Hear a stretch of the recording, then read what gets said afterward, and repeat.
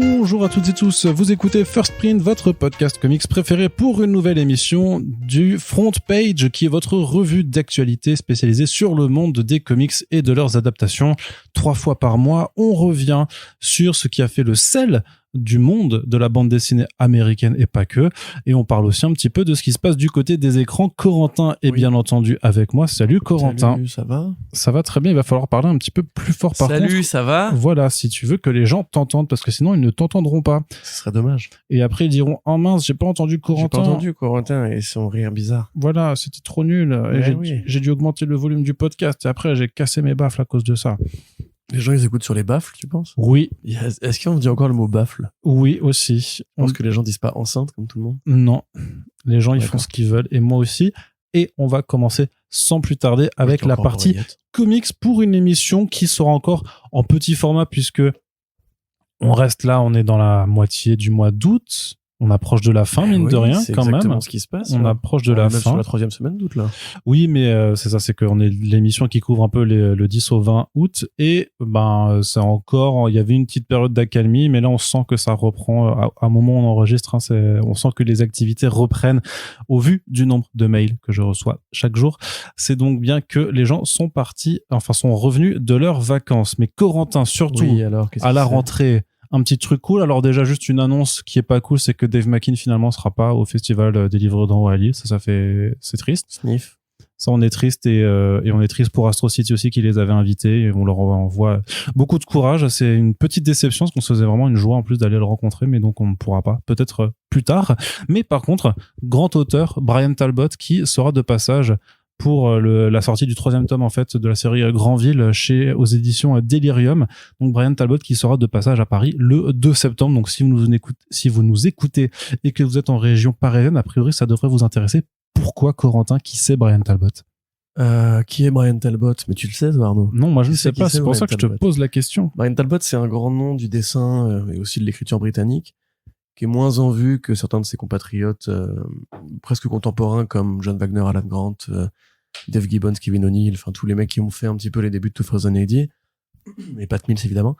Mais il était là lui aussi. Il était là sur Judge Dredd, il était là sur Nemesis de Warlock, il était là sur Robusters, il a fait beaucoup de séries chez 2080 et il est même un petit peu antérieur à ça en fait, qu'il a commencé en indé dans le mouvement underground encore un petit peu avant.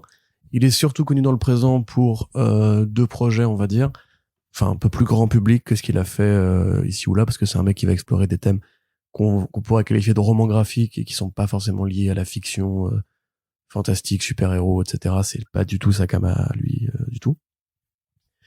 Qui sont donc Luther Arkwright, qui est un peu l'un des grands projets de comics sur le multivers avant que ça devienne un truc cool et à la mode et compagnie. Je vais pas vous résumer l'intrigue de Luther Arkwright parce que c'est très compliqué. C'est une écriture qui est très dense, très touffue. Je me souviens qu'il y avait eu un projet d'adaptation qui avait été commandé, on en avait parlé dans ce podcast et j'avais dû dire un truc comme bon courage au mec qui va devoir écrire le script parce que c'est vraiment juste très compliqué à aborder.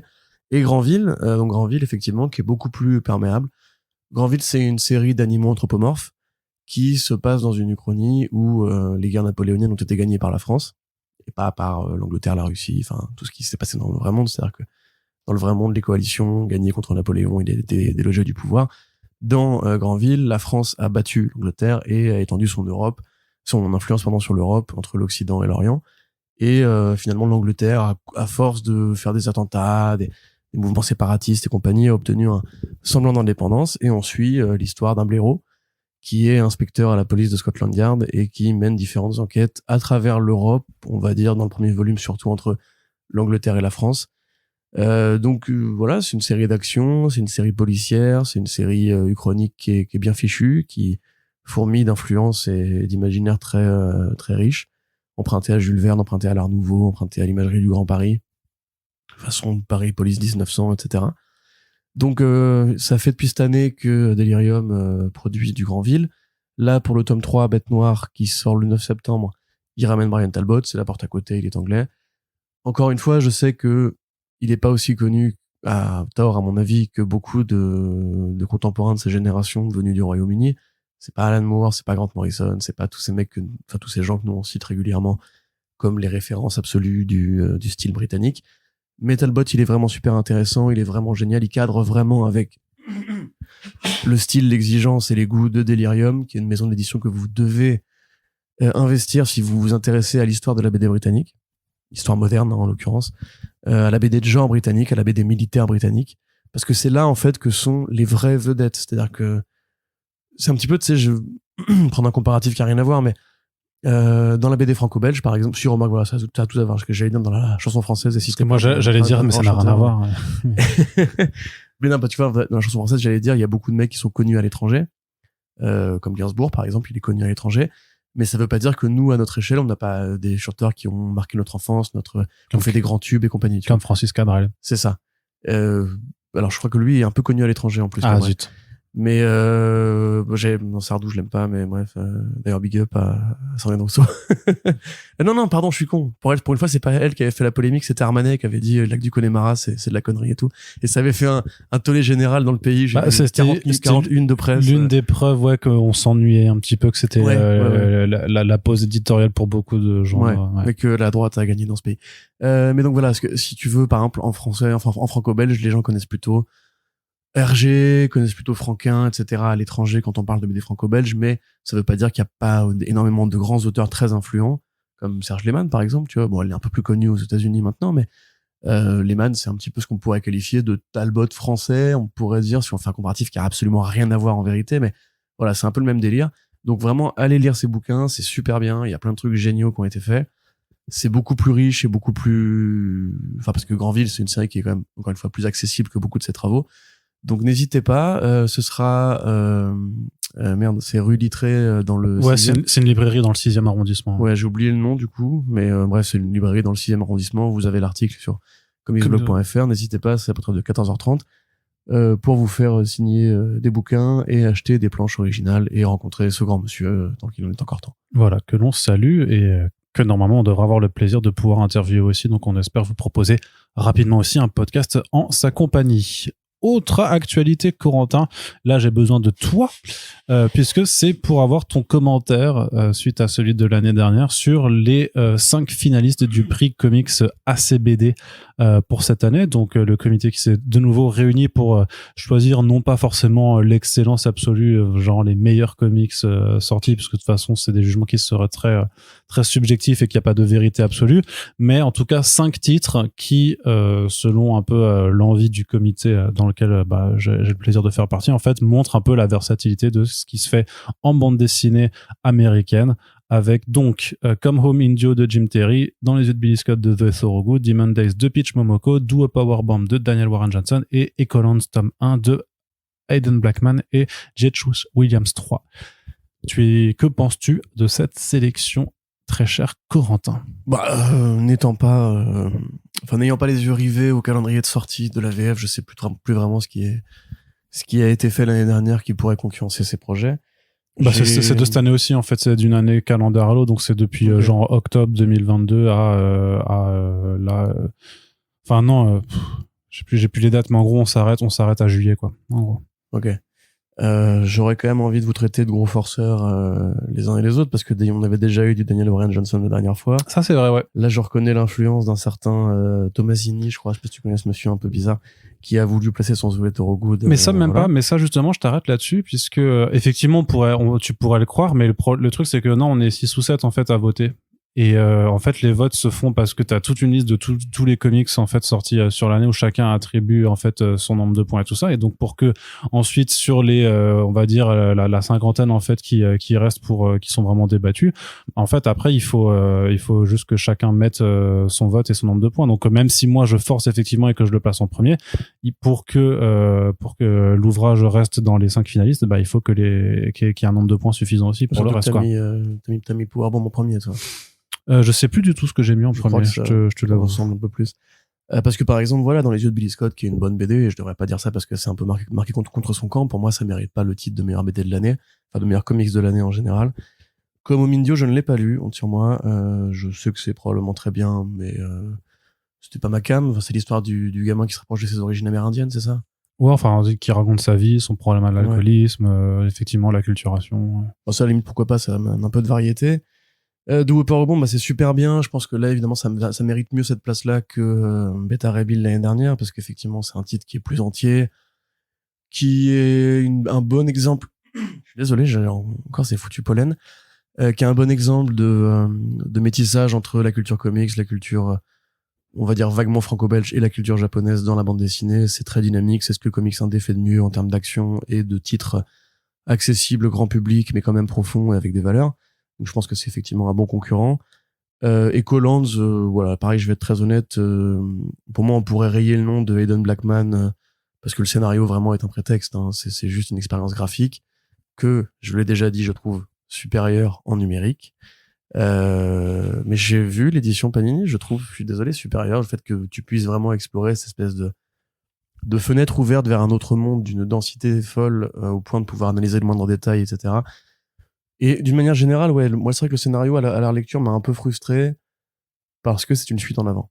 C'est littéralement une fuite en avant. Donc évidemment la bande dessinée, il y a dessin, il y a dessiné dans bande dessinée. Donc évidemment on oublie, nous souvent d'ailleurs quand on fait les back issues, de s'attarder vraiment sur le dessin, la construction des dessins, etc. Là évidemment on célèbre l'art graphique, l'art pictural de la BD, c'est très cool. Mais je te dis en fait je sais pas trop qu'est-ce que moi j'aurais mis à la place. Donc c'est pour ça que je vais pas forcément commenter vos choix à vous. Parmi les autres albums en fait qui ont pas été dans les finalistes mais qu'on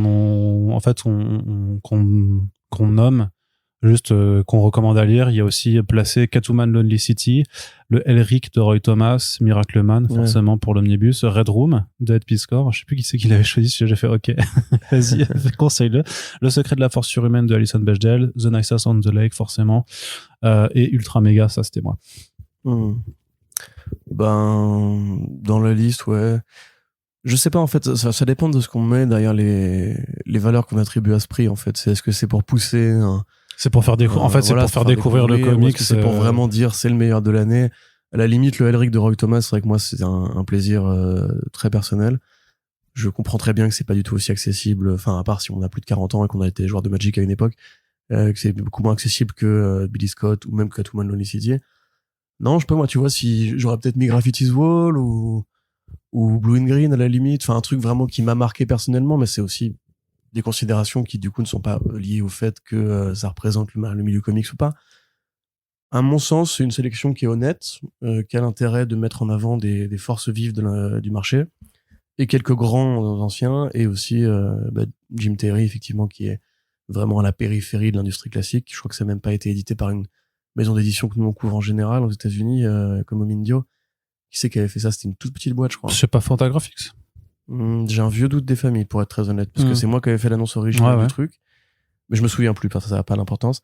Billy Scott, voilà, c'est 7 Eurogood dans ce qu'elle va compter. Demon Death, Peach Momoko, bah voilà, c'est une meuf qui compte déjà énormément pour le marché et qui, pareil, est un bon exemple des ponts qui se font entre l'imaginaire japonais, le manga, la culture japanime, les estampes et la culture comics super-héros, Star Wars et compagnie.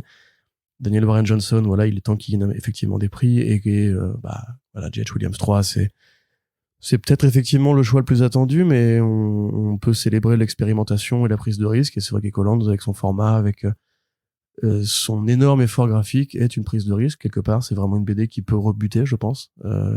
Ah ouais? Moi, je le vois tellement pas comme ça, mais c'est vrai que. Mais nous, on est des gros lecteurs de comics, mais pour les gens qui rentrent dans les comics par Jim Lee ou même par Frank Miller ou quoi, il faut avoir les yeux. Tu vois, moi, je connais beaucoup de gens qui détestent le trait de J.H. Williams 3. Beaucoup de gens qui me disent c'est trop chargé. Ah ouais? Okay. C'est cette espèce de peinture numérico-réaliste qui fait photoréaliste parfois, qui casse ça. Et en plus, il a vraiment mis tous ses styles, tu vois. C'est qu'il y a une sorte d'enchevêtrement qui peut peut-être paraître trop chargé. Je te répète ce qu'on m'a déjà dit. Hein. C'est pas forcément mon avis. Moi, je fais Promethea, donc ça reste Dieu. Mais du coup, ouais, non, je pense que c'est une bonne sélection. C'est pas les titres que moi j'aurais mis, mais ça dépend un petit peu encore une fois de ce qu'on va décider de pousser comme concept, tu vois. Moi, peut-être à la limite, on pourrait regretter l'absence de super-héros quelque part, parce que ça reste aussi les tenants du marché et une porte d'entrée vers les comics, pas du super-héros des Mondays. C'est non.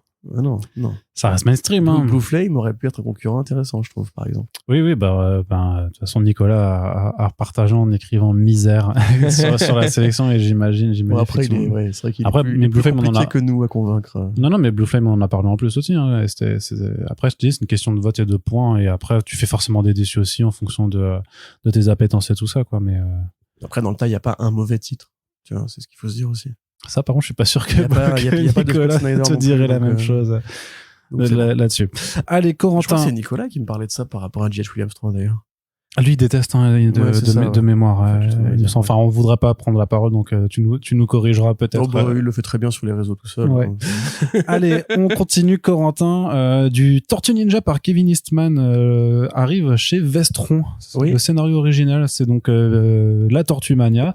Il y a pas mal de Tortues Ninja qui arrivent chez Vestron, en dehors en fait de la série ADW ou du Lastronianverse, ou des Tortues classiques, donc la série originelle chez Mirage Studio. Tu as maintenant en fait d'autres tortues. Donc on avait Winter's Edge, on avait Body Count, et donc on aura ce fameux Et les récit. Archie aussi. Et les Archie, effectivement, qui doivent arriver l'année prochaine, on en reparlera plus tard, mais là pour l'instant c'est donc le scénario originel du film en fait, tel que conçu par Kevin Eastman. Bah en fait j'avoue j'ai fait quelques recherches, j'ai pas réussi à savoir exactement de quoi il s'agissait. C'est pour ça d'ailleurs que j'aurais bien aimé en parler avec Monsieur Vestron. De ce qui est annoncé dans le texte qui accompagne l'article qu'ils ont mis en ligne sur leur site, c'est l'adaptation du script du film, donc une sorte de TMNT The Movie, par Kevin Eastman. Alors soit c'est des storyboards, soit c'est une version vraiment BD qui aurait été publiée en noir et blanc en 90, avant ou après la sortie du premier film.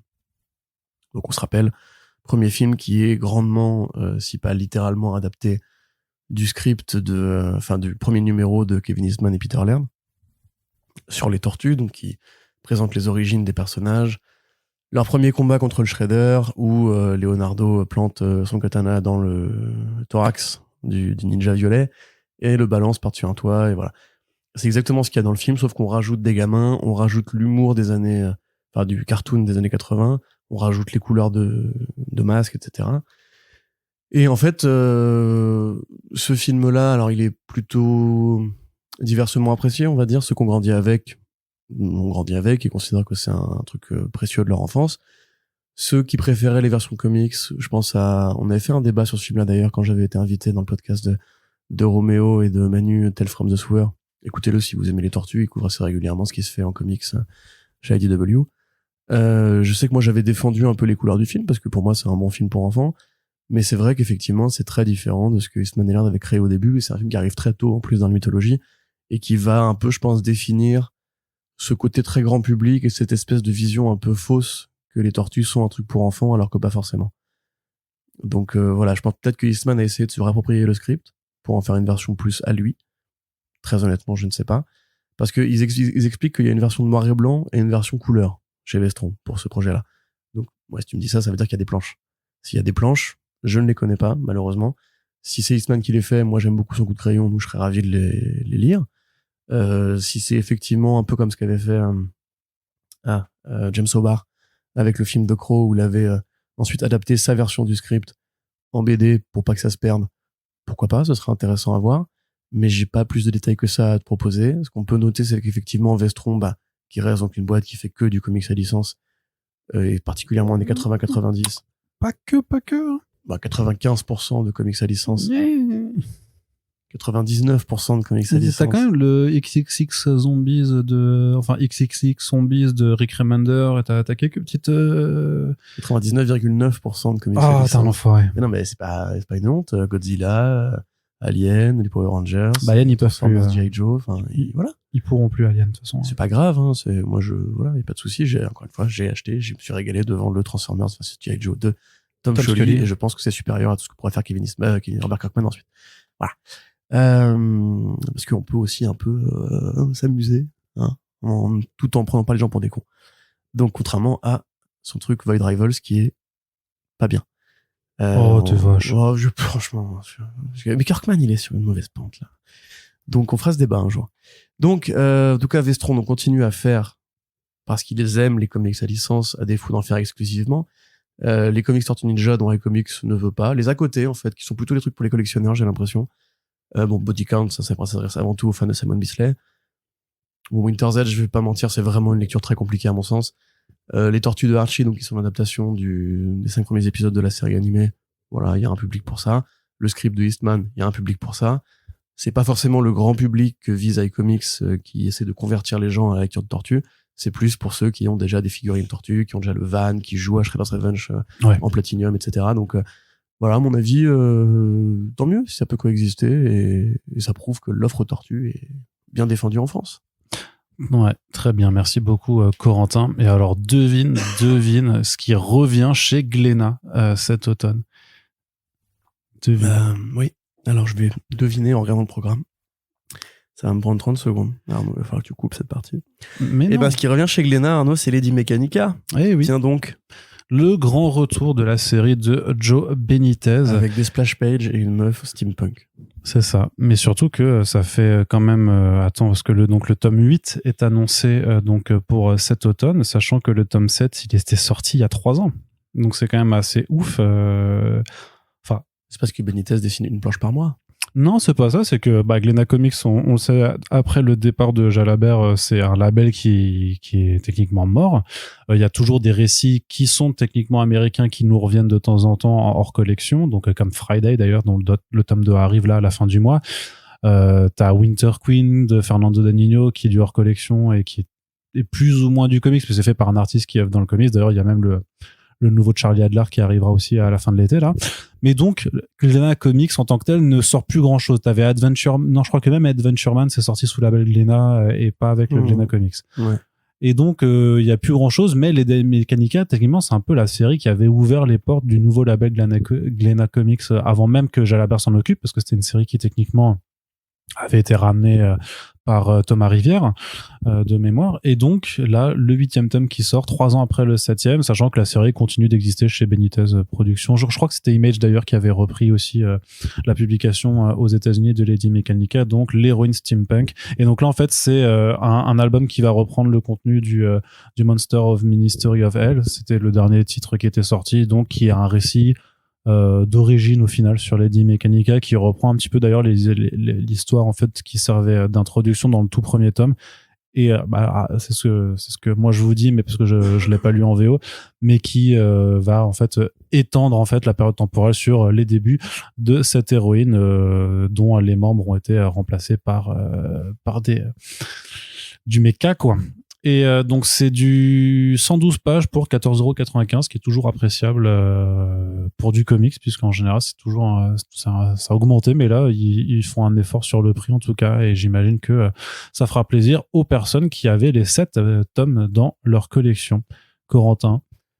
Moi je suis pas un fan de Lady Mechanica, mais pour toutes celles et ceux qui viennent en convention, en cosplay Batman Steampunk et qui se font leur loot et leur craft avec des valves et des pièces un peu dorées, des chapeaux d'époque et des grandes bottes qui montent très haut, enfin ça peut être évidemment un petit événement. J'ai l'impression que ça reste Lady Mechanica l'égérie un peu de l'imaginaire steampunk, qui reste en plus un imaginaire j'ai l'impression qu'il a pas vraiment réussi à percer les couches grand public en fait.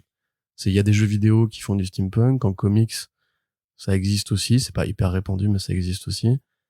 En définitive, c'est plus une idée flottante, le steampunk, tu vois, j'ai du mal à définir comme on pourrait le faire pour le cyberpunk avec Akira, Ghost in the Shell, ou Blade Runner, etc. Une vraie grande œuvre steampunk, peut-être à part Wild Wild West avec avec l'araignée, mais c'est à peu près tout, tu vois, enfin donc quelque part c'est bien que l'espèce de ultra pin-up de ce mouvement revienne, tant mieux pour eux. Moi, ce qui m'intéresse plus dans l'actualité là de Glénat, c'est Friday évidemment qui revient, de Brubaker et Martin, qui était une super série, qui a été bien éditée par Glénat, qui fait un tome 2 pas longtemps après le premier. Parce que c'était janvier le premier, et là c'est tout de suite le tome 2. Ce qui nous rappelle qu'on est pareil, encore une fois, très bien servi pour les Brubakeries en France, puisque de l'autre côté Delcourt mitraille assez régulièrement avec ce qu'ils font en Indé aussi. Donc très bien, mais moi j'aimerais vraiment parler avec un fan ou une fan de Lady Mechanica, surtout une fan en fait d'ailleurs, pour voir si vraiment il y a un intérêt. C'est naïvement, c'est pas un jugement de valeur de ma part, s'il y a un intérêt au-delà simplement de cet imaginaire steampunk, parce que j'ai feuilleté un peu ces BD, la séquentialité, je trouve qu'elle est particulière, on va dire, parce que c'est pas un génie du découpage, hein, Benitez, c'est un génie de design, on va dire. Moi, je trouve toujours qu'il fait une pin-up sur une partie de la planche et trois cases qui se superposent sur l'autre partie de la planche, et que c'est pas... Mais beaucoup de gens dessinaient comme ça avant, tu vois, enfin Larsen, Liefeld, même quelque part Silvestri, ou même Finch, hein. Finch a beaucoup dessiné comme ça, Mais j'avais l'impression que ça s'était un peu éteint et que le public moderne ne répondait pas à ça, alors que quand je vois en convention, les filles qui font des cosplays Lady Mechanica, parce que ça arrive encore assez régulièrement, sont pas vieilles. Enfin, genre, c'est des lectrices qui, je pense, auraient pu grandir avec une génération de comics plus moderne et tout. Donc, voilà, moi, c'est plus ça. C'est est-ce que ça a un intérêt à lire si on s'en fout de la fumée comme moteur d'énergie ou voilà, parce que moi, le steampunk, c'est un imaginaire auquel je réponds pas du tout, à part pour les œuvres un peu verniennes ou début du siècle, comme, je sais pas, la BD de Harleston et Barbucci, là, j'oublie son nom. Voilà. Mais tu vois, à part ce genre de titre-là occasionnel, moi, ça me parle pas du tout, le steampunk. Donc, peut-être que je passe à côté d'un truc, dites-moi. T'as Steam Boy quand même, non? Le film d'animation, là. Ouais, mais ça, c'est très différent, quand même. C'est pas du tout, justement, le côté, parce que c'est plus un peu Far West, de ce que je comprends, Lady Mechanica.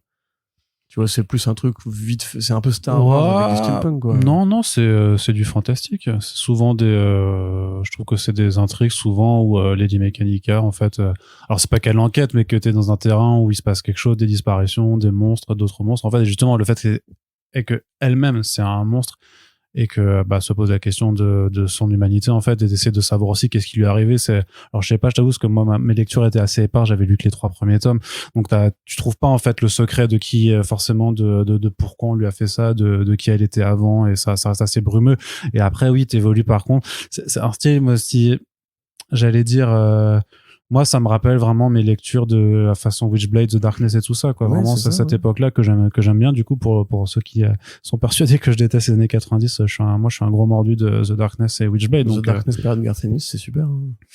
Moi, j'aime bien même le Sylvestri de l'époque, quoi. Mais voilà, c'est peut-être pas le meilleur. C'est juste parce que il y a encore, je sais pas, j'ai encore entendu récemment sur certains trucs comme quoi je détesterais tout ce qui sort des années 90, alors que c'est pas du tout le cas. Moi, ceci dit, c'est vrai qu'à l'occasion, pour un thématique, les best things des 90s, je suis quand tu veux. Bah ouais, non, mais sûr, ouais, c'est pour qu'on arrête de passer pour des haters des 90s. Non, ce qui est nul, c'est Liefeld surtout. Oui. Voilà. Mais encore, hein, Liefeld, sans lui, il n'y aurait pas eu Suprême d'Alan Moore, hein, donc. C'est vrai, donc il faut lui reconnaître aussi certaines choses. Mais donc voilà, c'est effectivement, moi, c'est pas non plus ma série. Mais après, je suis juste content, on va dire, d'un point de vue purement, on va dire, éditorial, de voir que la série se poursuit quand même, qu'ils l'ont pas abandonné et qu'ils profitent donc d'un tome 8. Je sais pas s'ils feront de nouveau un tome collector comme ils l'avaient fait pour certains autres albums, parce que ils étaient plutôt sympas. Ils avaient quand même fait un programme de collector sur plusieurs séries comme Lady Mechanica, Klaus ou The Weeknd The Divine, qui était vraiment assez sympa. Donc là, j'ai pas l'impression. C'était eux, The Weeknd. Ouais. Du coup, ça va plus jamais être édité. Bah écoute, de toute façon, la série était complète en 9 tomes. Il y avait peut-être un à côté qui avait... Ouais, mais genre un format d'intégrale à la Urban comme pour Lazarus, tu vois, ça pourrait être pas mal, parce que c'est une série que beaucoup de gens ont loupé, j'ai l'impression, Weekdiv, alors que c'est peut-être l'une des, si pas de la meilleure série de Kieran Gillen. Ouais, mais mais quand les gens loupent le coche, hein, c'est le dommage. La dure réalité de ce milieu aussi, hein. Et Sex Criminals, alors. Hein. Ah ouais, mais ça c'est vrai. Ça, c'est vraiment c'est horrible que le public français soit passé à côté. Bah ouais, mais il y a un problème, tu sais, comme on l'avait dit dans le podcast avec Xavier Gilbert, qui arrivera plus tard sur le podcast, enfin qui arrivera plus tard en ligne, c'est qu'il y a un problème de curiosité aussi pour le comics indé de façon générale. Non, mais là, il y a sexe sur la couverture. Ouais, mais tout le monde n'est pas possédé comme moi. Donc c'est bien de l'admettre, Arnaud. Tu ne veux pas vers la rédemption. C'est bien dommage. Allez, Corentin, du côté de la VF aussi, il y a Panini qui a fait ces big news là avec des annonces tous les jours. Alors, sachant que c'est un processus éditorial qu'ils ont mis en place pour événementialiser un petit peu des annonces qui sont pas forcément événementielles en tant que telles, et que souvent, en fait, ce qui est bizarre, c'est que tu vois dans les réactions sur leurs réseaux sociaux, c'est que quand c'est des tomes normaux, ils disent on s'en branle, c'est pas big news, et puis quand c'est les vrais big news, en fait, c'est juste que c'est des gros omnibus, et après les gens disent on veut pas d'omnibus, c'est trop. Donc j'ai toujours. C'est toujours pareil, il y a les gens qui crient, il y a les vrais gens aussi, quoi. Ouais, après c'est de savoir vraiment que veut le lectorat de Panini, enfin les lectorats, parce que de toute façon il n'y a pas qu'un seul type de lectorat. En tout cas, qu'est-ce qu'on peut retenir? Alors, qu'est-ce qu'on peut retenir tout ça? Eh ben, écoute, moi j'aurais déjà envie de retenir le petit. Alors, les 2 efforts qui sont mis sur des personnages que j'aime beaucoup, qui sont le Punisher et Daredevil, évidemment, notamment avec la réédition de Warzone, la première Warzone par. Je crois que Chuck Dixon maintenant est devenu un gros facho. Chuck Dixon, oui, il faut que je fasse un papier sur sa dernière sortie parce qu'il a fait. Il semble qu'il était dans le groupe de Vancouver où il se moquait des handicapés, des femmes et tout. Enfin bref. Et puis il est devenu très con. Vraiment. Mais de toute façon, il touche pas d'argent sur les reprints français de son travail, donc on en a rien à foutre. Vous pouvez lire le Punisher Warzone, évidemment, de Chuck Dixon. Et, attention, je vais dire du bien de John Romita Jr. Attention, préparez-vous. C'était la bonne période de Romita Jr. C'était la période Man Without Fear. En plus, ancrée par Claude Johnson. Voilà, enfin, un petit bonheur qui s'apprécie, j'ai envie de dire. Qui est vraiment une super série si vous aimez le Punisher urbain qui va défourailler. Enfin, j'avais fait une comparaison dans l'article, j'avais dit c'est un peu Rambo au pays de Martin Scorsese, parce que c'est vraiment ça en fait. C'est Big Pun qui va débarquer au milieu des mafieux italiens qui se font des petites guerres de gang, qui va tout défourailler. C'est super beau, c'est super étouffant, et il y a un peu justement, parce qu'on se rappelle que Dixon, voilà, c'est aussi quelque part un peu Nightfall, cette période-là de Batman et compagnie. Il y a un peu ce côté vraiment urbanisme déliquescent où il y a du crime à chaque coin de rue. C'est une super lecture, vraiment. Moi, je me suis vraiment régalé. Il réédite aussi le Greg Rucka le Punisher de Greg Rucka. Là, je sais qu'il y a des beaucoup de gens, voilà. Mais vachement bien. Gens aiment beaucoup ce volume-là. Moi, j'ai du mal et je trouve que Keketo était pas du tout encore à ce meilleur niveau à l'époque. Mais bon, hein, voilà, chacun son truc. Et une intégrale pour une année, je crois. À côté de ça, Daredevil, on a quand même pas mal de tomes. On a la fin du run de Zdarsky qui arrive. On a la réédition en deluxe du Zdarsky qui démarre. Ça qui apparemment pose beaucoup de problèmes aux gens qui ont pris la parution en 100% et qui se sentent lésés du coup. C'est assez normal, c'est que dans 2 big news à 2 jours d'intervalle, ils t'annoncent la fin la série en 100% et la réédition en deluxe dans la foulée. Moi, j'aurais pu passer un petit peu de temps pour que les gens digèrent la pilule, parce qu'évidemment, ils ont besoin du 100% qui va après servir de palier pour le deluxe. Tout le monde comprend un petit peu la règle et compagnie, mais là, c'est vraiment...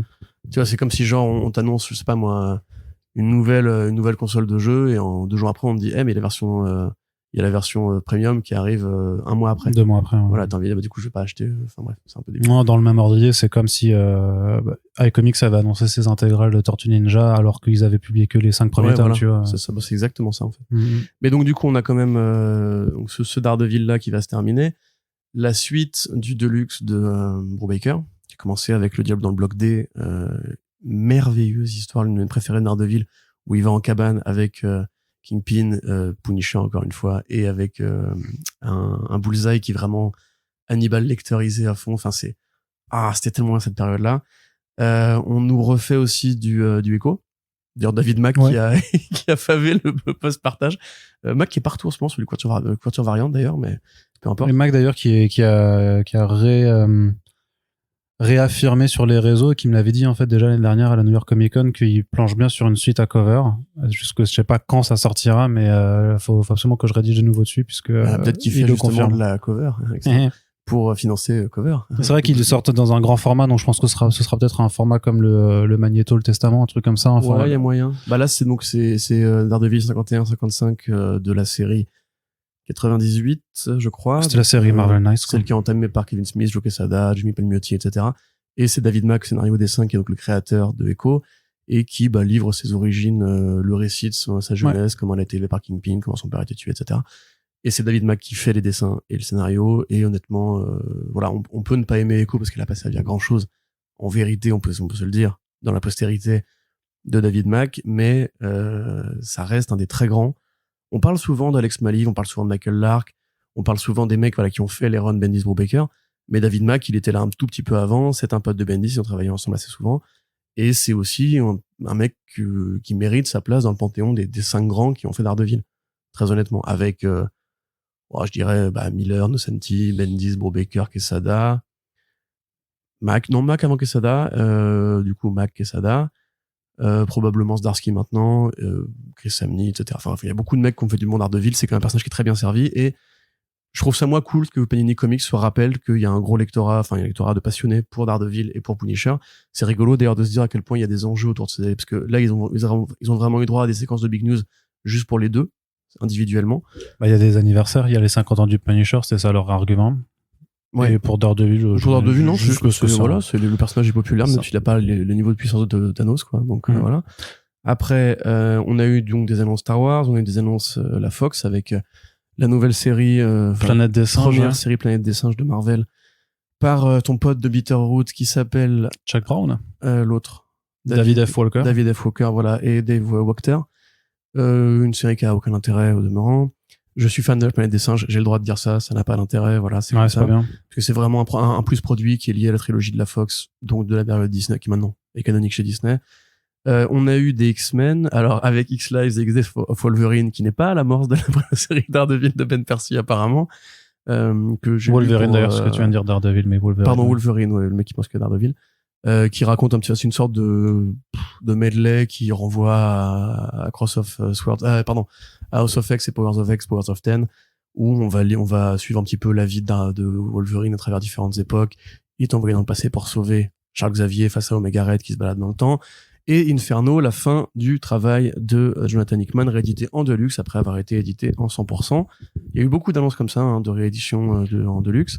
Et donc, aussi, Vas-y. Nemesis Reloaded des The Ambassadors de Mark Millar, qui arrive l'année prochaine. Oui, qui sont, pour moi, en l'occurrence, de bonnes séries Millar. Ouais.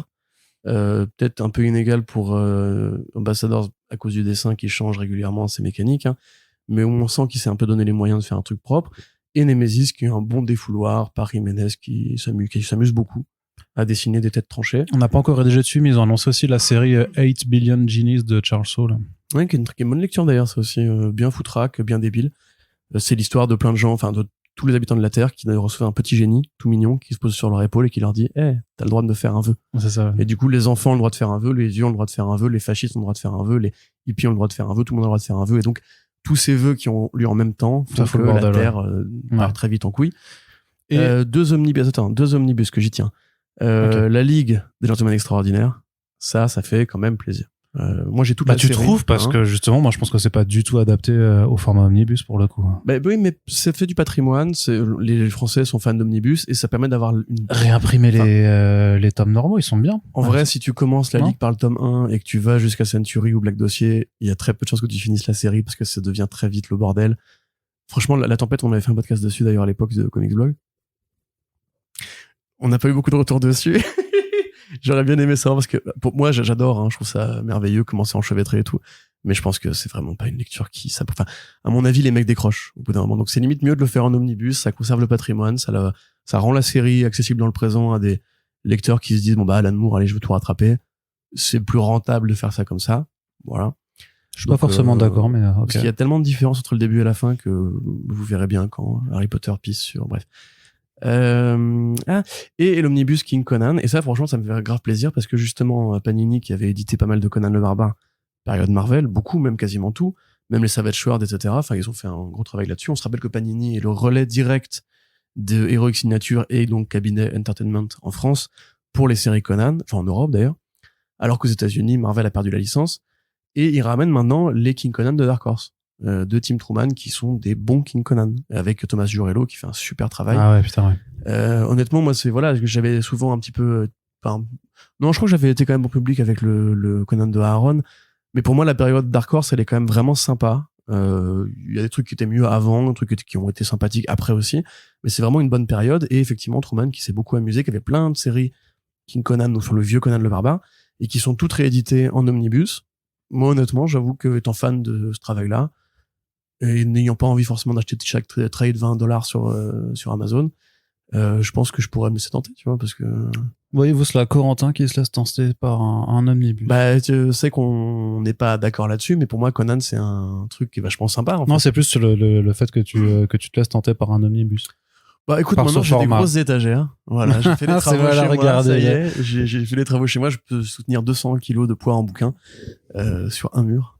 Donc voilà, ça fait plaisir. Donc c'est le moment de s'y mettre. Et donc tu voulais dire avant que je t'interrompe grossièrement. Non, mais juste ça qu'il continue quand même à faire beaucoup d'omnibus, hein, parce qu'il y en a 4 autres quand même qui ont été. Alors c'est vraiment annoncé parce qu'il y en a 2 par mois ou 1 par mois. Ils sont en train peut-être de réduire un peu la volée en 2024 parce que ça reste des formats qui sont très gros mais aussi très chers. Donc forcément qui après ce sera toujours la question d'à mon avis les gens qui sont prêts à mettre dans des omnibus, de toute façon c'était pas forcément des gens qui étaient prêts à aller acheter de l'indé. Enfin ce sera toujours une question de est-ce que ça fait vraiment du mal en fait aux autres comics qui sortent. Ça c'est vraiment une question à laquelle j'aimerais bien avoir réponse et dont je suis pas persuadé parce que pour beaucoup de formats c'est souvent des trucs de toute façon qu'en fait c'est pour des vrais, enfin c'est pour des collectionneurs ou des gens qui sont déjà ultra vraiment très très impliqués dans le truc. Mais en tout cas ce qu'ils ont annoncé aussi c'est du Dazzler aussi. Ouais, l'intégral de Dazzler, ça c'est cool quand même parce que c'est les Marvel classiques. C'est justement tu parlais du côté adressé aux collectionneurs. Quand on était gamin, on a tous été dans les rayons Carrefour pour trouver ces espèces de tomes qui ont une sale tronche avec les pages en format vernis, etc. Bah, Dazzler, il y a droit aussi. C'est, là, pour le coup, c'est vrai que j'avais été voir les commentaires sous le post officiel où les mecs disaient ah oui, quand même. Là, c'est soit vous manquez de trucs à publier, soit vraiment vous avez des grosses couilles, parce que pour le coup, Dazzler, je pense pas que ça fasse des cartons de vente. Je sais même pas si ça fait partie du contrat cadre ou quoi de ramener ça, mais Dazzler, on se rappelle, c'est une X-Men qui transforme le son en lumière et qui a été créé au départ pour un partenariat musical qui a finalement été avorté. Avec du Romita Junior aussi, ça a probablement dû aider d'ailleurs à la mise en route de cette édition française, parce que il y a beaucoup de Romita dans ce qu'on a listé depuis tout à l'heure. Il y a aussi du X-Men par Romita, je crois, je sais plus. Mais donc du coup voilà, pareil, Dazzler qui se ramène, ils font l'origine de Black Widow en intégrale aussi, avec toutes les aventures au début de Black Widow quand elle était encore méchante et tout. Enfin, je sais pas, moi ça me gêne pas, tu vois, ça en l'occurrence. J'ai pas l'impression qu'on me force à lire quoi que ce soit, et je sens pas un petit peu le côté comme, parce qu'il y avait une session de Big News où vraiment c'était omnibus. Mais il y en a quand même eu beaucoup. Bon, là, c'est pas fini, évidemment. Les Big News, il y en aura encore aujourd'hui, et demain, et après-demain, et après-demain, et après-demain, jusqu'à ce qu'on meure de fatigue. Non, je crois que ça, on arrive quand même sur la fin, mais ils ont aussi annoncé, tu vois, en omnibus, je le dirai hors micro, mais il faudra juste que tu mettes pour finir les articles. Mais les Extreme X-Men de Chris Claremont. Donc la 3e série X-Men, justement, quand en fait il avait été dégagé de Uncanny X-Men parce qu'il s'entendait plus avec l'éditeur, puis vu que ça se cassait la gueule, on lui a dit bon, tu peux revenir faire tes intrigues, mais est-ce que tu veux avoir ton propre titre X-Men par exemple. Et donc en fait il y avait eu un run de Extreme X-Men pendant que Grant Morrison s'occupait des New X-Men, et au final quand Grant Morrison s'était barré, au final il était revenu sur la série X-Men machin. Donc ça avec Salvador Larroca à l'époque, mais époque période des années 90-2000 quoi. Donc c'était pas mieux à l'époque. Bon, franchement, c'est tant que t'en es pas encore dans l'approche des visages numérisés, là je sais pas quoi, je trouve que ça va. C'est juste que c'est un style, c'est style 90 quoi. Donc après je comprends que c'est plus à l'époque, pour ceux qui aimaient les Jim et tout ça, c'était dans cette droite lignée, et c'est pas trop moche. Mais par contre sinon ils vont faire toute la série X Factor de Peter David aussi en omnibus. Ça c'est bien quand même. Ouais. Parce que c'est un classique des comics. Et puis pareil, moi je suis pas fan d'omnibus parce que j'ai plus de sang dans les jambes au bout d'un quart d'heure. Mais à la limite, tu sais, tu fais comme les bouquins de cuisine, tu prends un truc pour les poser. Et tu les poses et tu fais ta cuisine en même temps et tu tournes les pages. Non, mais de toute façon, l'intérêt pour eux, de toute façon, effectivement, c'est de rentabiliser un matériel qui a généralement, c'est jamais de l'inédit, ou très peu, ça a été édité à plusieurs reprises, donc tu les compiles, et surtout que, en termes de chiffre d'affaires, c'est vachement plus intéressant. Je veux dire, avec 500, tu vends 500 omnibus, c'est la même chose que, en termes de CA, que de vendre 60 000 exemplaires des trucs à petit prix, quoi, tu vois. Donc, après, moi, je comprends très bien la logique, et le public français a l'air de bien réagir à ça. Pas tant, enfin, je sais pas, j'en sais rien. S'ils insistent à ce point-là, c'est qu'ils trouvent leur compte. En tout cas, ils trouvent leur compte, c'est sûr. Depuis des années, si ça marchait pas, ça fait un bail qu'ils auraient arrêté, parce que voilà, moi, c'est vrai que, moi, c'est plus la reliure, enfin, le reliure. Pas la reliure, comment ça s'appelle, le truc qui tient les pages, en fait. C'est l'espèce de surface qui tient les pages en plus du dos. Où là, je me pose des questions des fois de est-ce que c'est vraiment un truc qui va durer dans le temps et tout, tu vois. Non, en général, la réponse est non, parce que en gros, quand tu l'as vu une fois, après, j'imagine vaut mieux que ça reste dans ta bibliothèque, il faut pas trop non plus le manipuler. Ouais. Surtout que c'est fabriqué dans des pays très, pour le coup, on sait, ils sont imprimés en Inde ou des trucs comme ça, donc il faut voir la qualité des matériaux, mais je suis pas sûr que ce soit non plus assez vraiment. Non, c'est sûr. Mais après, tu vois, moi personnellement, j'en achète pas. Je vais acheter mon premier omnibus avec le King Conan parce que, encore une fois, ça me coûtera moins cher que d'acheter les Deluxe individuellement ou les éditions VO. Mais c'est toujours pareil. Enfin, ce que je vais dire est affreusement capitaliste, et je m'en excuse parce que c'est pas du tout ma philosophie, mais personne n'est obligé d'acheter, en fait. Tu vois, effectivement, ça bousille, entre guillemets, une partie du marché de faire un truc pareil qui va bouffer du budget à quelqu'un, etc. Mais dans le même temps, effectivement, si le lectorat réagit à ça, et il n'y a pas que des défauts à ce format, parce que tu peux avoir un gros truc très complet en une prise, et le rapport prix-page en termes de rentabilité, il est effectivement pas inintéressant. Donc après, c'est des choix personnels de consommation.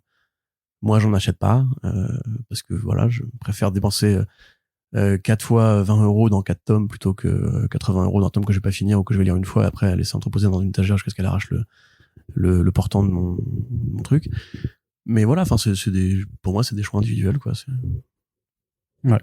Et dans les derniers omnibus qu'ils ont annoncés, ils font aussi du nouveau du patrimoine avec le Marvel Horror Lives Again. Donc c'est un second volume après, tu sais, le Marvel Horror qu'on a vu Ouais, bien sûr. l'année dernière. Et par contre, alors ils ont fait un House of M avec donc la mini-série principale qui a déjà été éditée en 1000 exemplaires. Dans tous les formats. Ouais, dans tous les formats, sauf que là, ils rajoutent 45 numéros Voilà. de mini-série tie-in. Tous les tie-in, l'avant, l'après, le pendant. Celui-là, je le trouve vraiment, enfin, celui-là, je dirais, n'y allez pas. Parce que, enfin, House of M se suffit à elle-même, quoi. Je suis pas sûr Oui, que mais c'est beaucoup d'événements, hein. De toute façon, en général, 80% de tie-in sont rincés. À part Crisis, peut-être que le seul exemple de ça, où ça a bien fonctionné, mais oui, non. Un omnibus petit format de 400 pages qui reprend le Spider-Man de Todd McFarlane. Donc les 15 numéros. Ça, c'est pareil, ils l'ont fait dans tous les sens du terme. Mais il l'avait déjà fait en 2 Marvel Icons, donc là, en fait, il compile le 2. Mais ils le font en classique maintenant, justement. Il y a aussi les intégrales qui vont d'année en année, ils sont arrivés à la période McFarlane. Déjà, là? Je crois. Après, c'est Amazing Spider-Man. J'avais fait une news là-dessus. Pour Amazing Spider-Man, oui. Pas quand c'était David Michelinie et McFarlane, mais là, c'est vraiment le Spider-Man de 1990, c'est qui a duré que 14 numéros sous McFarlane avant que lui se casse faire Image Comics. Mais ça, je crois qu'il l'avait fait. Tu sais, c'était le format qui faisait un peu Urban Comics, l'espèce où ils avaient fait aussi le Annosanti d'Ardeville. Ça, c'est le Marvel Icons, c'est ce que je viens de dire. Ouais. Voilà. Donc ça, ils l'avaient fait aussi, je l'avais eu. Mais c'est pareil, enfin, ils ont dû le faire dans tellement de versions, le Spider-Man de McFarlane, quoi. Parce que là, ils le refont, parce que mini omnibus, ça veut rien dire. Ça veut dire quoi, un mini omnibus? Non, c'est moi qui le dis, parce qu'il fait que 400 pages et quelques. Ok, d'accord. Mais c'est juste que c'est une intégrale avec les 15 numéros qu'il a fait dedans, quoi. Ouais, bah, je pense que vous l'avez déjà. A priori. Et aussi un omnibus pour les Secret Warriors de Jonathan Hickman. Donc, c'est tout début sur l'univers Marvel. Ouais, je sais pas ce que ça vaut. Je vais pas me t'as pas lu celui-là? Non, mais Hickman, moi, j'ai apprécié récemment son style, mais il y a beaucoup de trucs de lui que je n'aime pas du tout. Ok, très bien. Bon, en tout cas, toujours beaucoup de trucs qui sortent. À vous forcément à vous aussi de faire le tri dans ce qui vous intéresse et ce qui nous intéresse pas, sachant que nous, on vous recommandera quand même toujours de vous intéresser d'abord à l'indé. C'est mieux. Oui. Allez, Corentin, on passe du côté de la VO. Maria Liobet qui nous refait de l'érotisme chez Image Comics. Elle nous avait manqué. C'est original. Après, voilà, il y a des artistes qui ont des obsessions et des thèmes dans leur bibliographie, c'est comme ça. Voilà, comme quand Daniel Warren Johnson vous fait une série où vous vous doutez bien qu'il y aura de la baston, des gros monstres et de la dépression nerveuse, et ben quand Maria Liobet ou Maria Lovey, comme on pourrait dire en français, vous fait une BD, vous vous doutez qu'il y aura des gens qui vont faire l'amour et que généralement ce sera un peu perversion, manipulation, thème noir, etc. C'est toujours un peu de l'horreur et du cul dans ses œuvres. Donc nous on l'avait découverte avec Faithless, en compagnie de Brian Azzarello, où avec le recul et après on va bouffer pas mal d'interviews et de genèse un peu éditoriale, c'est vraiment autant son titre à elle que celui d'Azzarello, c'est pas juste une commande où elle a illustré les planches, enfin le scénario pardon de Brian. Et c'est aussi un truc qui a été commandé par l'éditrice chez Boom Studios qui savait très bien comment manœuvrer Azzarello pour qu'il fasse une BD un peu faussement young adult avec une jeune artiste qui découvre son corps et l'art et le démon, etc. Donc ensuite, elle avait fait, c'était Luna, je crois, le truc avec les hippies. Ouais. Donc pareil, une secte de hippies qui part en snarde et où ça baise, mais où il y a le démon, etc. Enfin bref. Et donc là, c'est toujours un peu la même chose, c'est-à-dire qu'elle, elle se sert du sexe, enfin du sexe en fiction, pour appréhender sa vision de l'histoire, sa vision de l'ésotérisme et sa vision aussi du quotidien. Là, il se trouve qu'on est dans une période de techno-anxiété, on va dire, où on a tous l'impression que les IA, enfin probablement que les bouchers et les jardiniers, etc., beaucoup moins, mais les gens qui font des métiers qui pourraient être grand remplacés par les IA s'inquiètent en ce moment, avec raison à mon sens. Donc là, voilà, ça la préoccupe, et donc elle a décidé de faire une sorte de techno-thriller. Et comme elle fait toujours de l'érotisme, ce sera un techno-thriller érotique. Comme les thrillers érotiques, mais un techno, tu vois, donc ça n'a rien à voir avec avant. Tant que c'est érotique, moi, ça me va. Donc c'est sur un campus universitaire, un peu façon Ivy League, donc les grandes facs américaines, où une nouvelle application fait fureur auprès des gosses, et cette application leur propose, alors elle s'appelle Crave, leur propose d'assouvir leurs envies. Crave, ça veut dire j'ai très envie d'eux. Donc alors on sait pas exactement comment ça va se manifester, mais grosso modo, vous dites j'ai très envie d'une touze avec 40 nanas de tel âge, de tel sexe, de telle couleur de peau, etc. Et l'application vous fait en sorte, probablement, j'imagine, de vous mettre en relation avec des gens qui ont le même craving que vous. Donc voilà. Ça commence comme ça, Et puis petit à petit, on s'aperçoit que l'application, un petit peu comme dans Gigant du mec qui a fait Gantz, voilà, va accomplir des espèces de demandes de plus en plus ridicules, de plus en plus hautes et de plus en plus dangereuses, au point qu'elle menace un petit peu la vie de plusieurs personnes. Voilà, et que ça cause de la panique et du chaos et du désordre sur le campus. Et en parallèle, le personnage principal, lui, qui est un étudiant modèle, très performant, très doué, etc., mais qui est très timide, avec sa bande de potes un peu geek, commence un jeu sexuel à travers l'application Crave avec une autre étudiante qui est qui est un peu la reine du campus. Voilà, et donc ça va être un truc un peu sadomaso apparemment si on en prend les premières planches, les premières couvertures. Donc c'est dans le trait traditionnel de Maria Yobet, qui fait à la fois très young adult, parce que c'est des personnages très expressifs, qui rougissent, qui sont un peu filiformes, c'est pas du tout du cul comme on pourrait l'imaginer dans les BD dessinés par des mecs, par exemple, tu vois, c'est pas du tout aussi rentre dedans que ça, avec cette atmosphère pesante, ce penchant vers l'horreur, que Image Comics Image Comics, ouais, ok. Image Comics décrit comme la rencontre de Basic Instinct et de Black Mirror. Bon, Black Mirror c'est la réalité, donc ça sert à rien de citer Black Mirror constamment.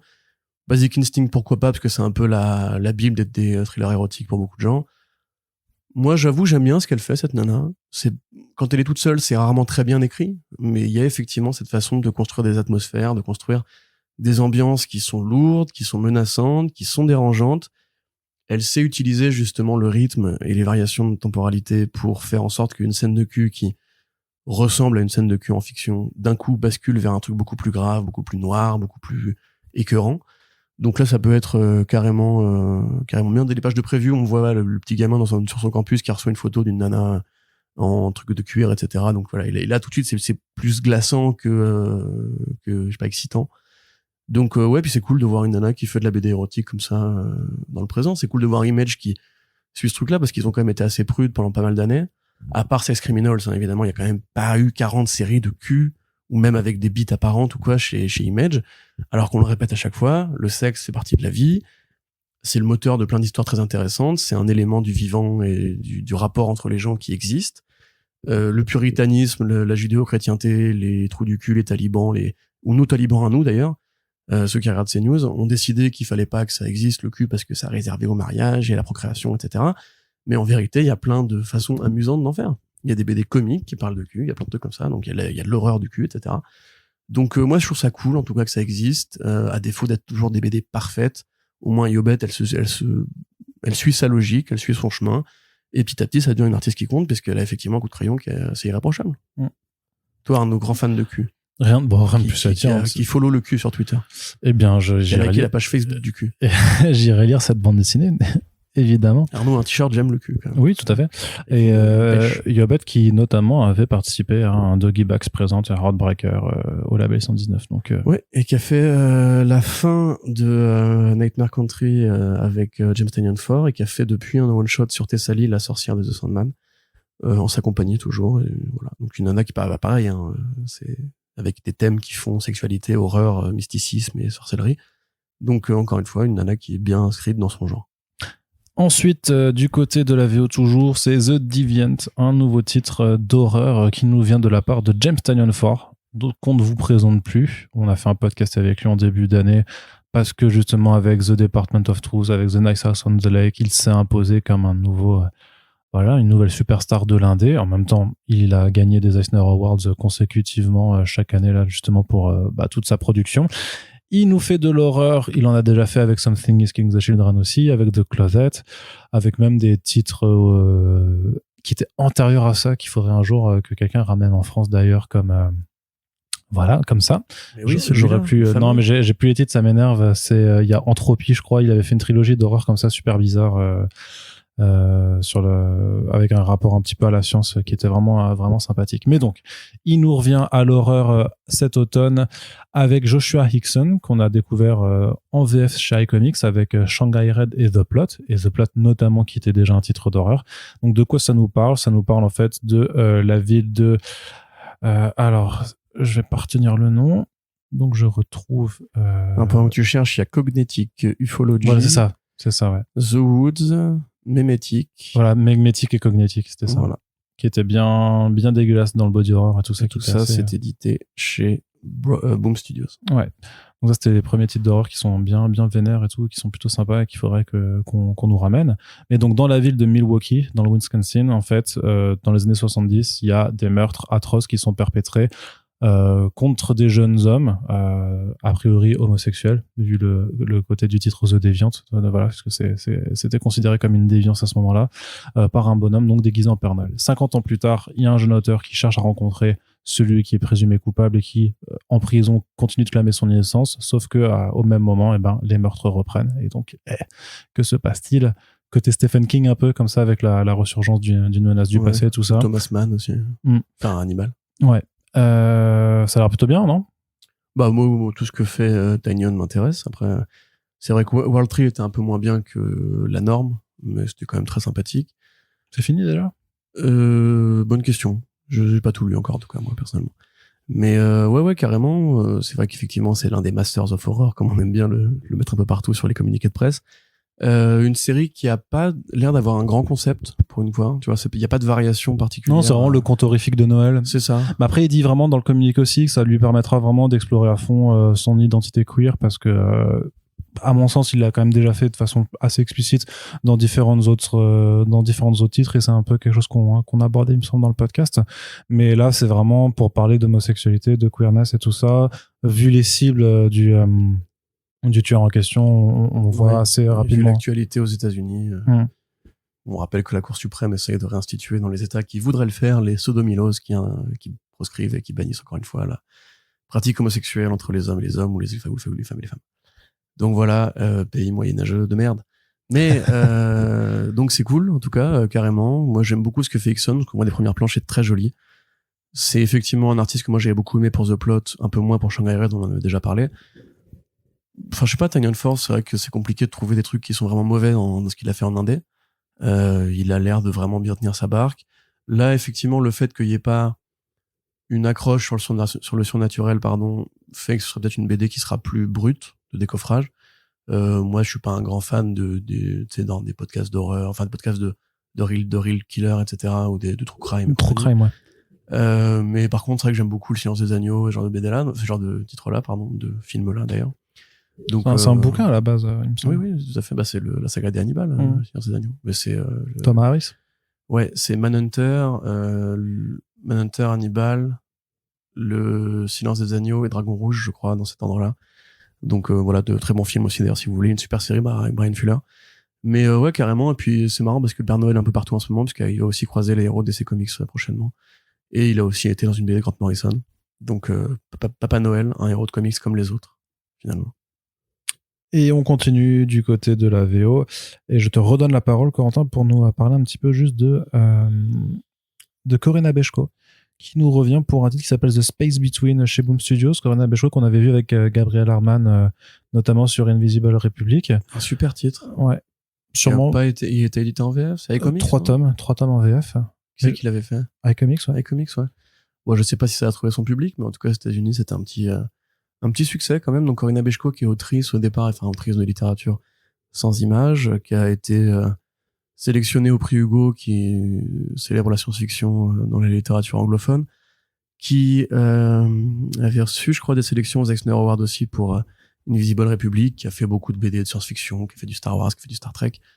Là, c'est encore un titre avec une cover de David Mack, d'ailleurs, qui, je pense, vraiment a besoin d'argent en ce moment pour financer je ne sais pas quoi. Donc Space Between, c'est en fait le concept de l'Arche de Noé dans l'espace, c'est-à-dire que on sait pas précisément expliquer, mais on va imaginer, puisque c'est ce qu'il y a de plus réaliste, que l'humanité ne peut plus habiter sur Terre et donc créer un vaisseau qui va explorer les étoiles à la recherche d'une Terre habitable, enfin d'une nouvelle planète habitable. Donc évidemment, c'est un voyage qui prend très longtemps, même en vitesse lumière, ça prend très longtemps. Et les habitants à bord du vaisseau, du coup, doivent en fait vivre, se nourrir, travailler, copuler et produire la génération suivante qui permettra à l'humanité de se poursuivre jusqu'au moment où ils arriveront vers la nouvelle planète. Donc voilà, une sorte de huis clos spatial, on va dire, mais à l'échelle de l'humanité, ou en tout cas d'un remnant de l'humanité. Donc voilà, c'est original parce que chaque numéro va suivre une génération d'habitants du vaisseau. C'est-à-dire qu'en fait, c'est un vaisseau un peu à la Snowpiercer où enfin peut-être pas aussi gravement que ça, mais c'est un vaisseau qui a reproduit les mécaniques sociales humaines, c'est-à-dire les pauvres en bas à bosser dans les fonds de cale, à mettre le charbon dans le moteur du vaisseau. J'ai peut-être fait trop de saillies de gauche dans ce podcast, je crois que j'ai atteint mon quota là. Mais c'est le concept de la série. Oui, je m'attends déjà à quelques commentaires salés sur les réseaux sociaux à ton égard. Parce que j'ai dit du mal des homophobes, excusez-moi les gars, pardon. Vous avez le droit de... Non. Voilà, et une classe de dirigeantes qui va plutôt être les pilotes, les intellectuels, les dirigeants du truc.